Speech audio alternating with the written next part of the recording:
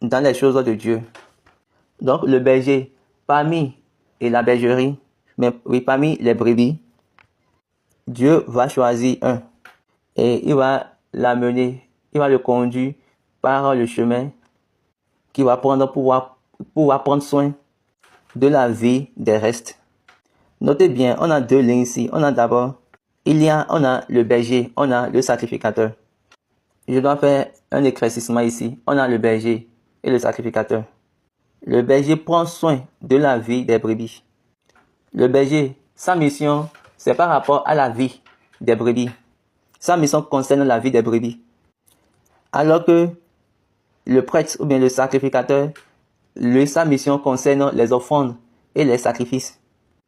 Oh mon Dieu, parfois j'entends les enfants parler dans les vidéos virales et quand je vois ça, dans l'église du christianisme céleste, cet autel, vous savez que la chrétienté moderne d'aujourd'hui, ceux qui parlent en langue, ceux qui parlent de la Bible, et ces bergers-là, ils ne comprennent même pas l'ordre.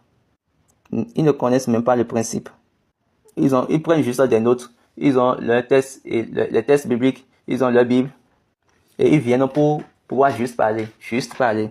Moi, je ne les connais pas et je ne veux même pas les connaître. Et je veux connaître personne. La vie que Dieu m'a donnée est déjà bonne. Et puis, j'ai plus besoin de me déranger pour des choses.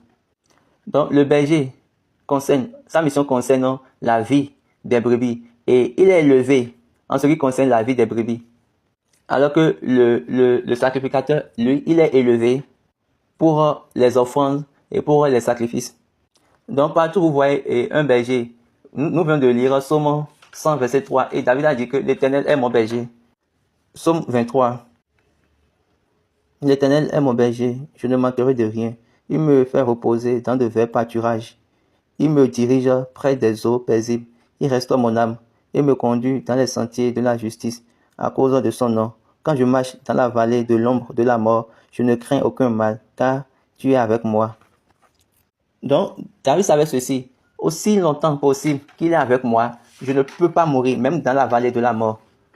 Dans la fonction professionnelle du berger, il n'y a pas autre chose que nous pouvons encore dire. Il n'y a pas, c'est pas qu'on va penser, on va réfléchir, non. Il n'y a plus autre chose au-dessus de ça. Maintenant, pourquoi Moïse était berger et Aaron était sacrificateur? Est-ce que vous voyez ce que je dis? Moïse était le berger. Aaron était le sacrificateur.